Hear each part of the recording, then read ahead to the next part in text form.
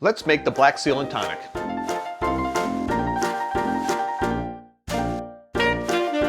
The first step in making it is going to be filling your glass with ice, or thereabouts. Next, we're going to add 6 ounces of your tonic water. 6 ounces is 120 milliliters. No, 6 ounces is 180 milliliters, and this is 5 ounces, so I'm going to have to put in 1 can.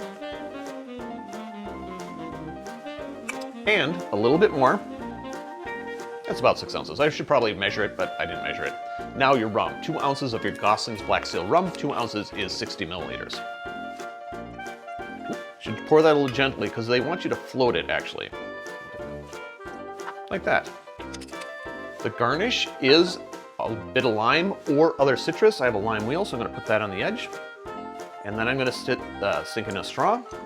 And that's it. The Goslings Black Seal and Tonic. Drink with good spirits.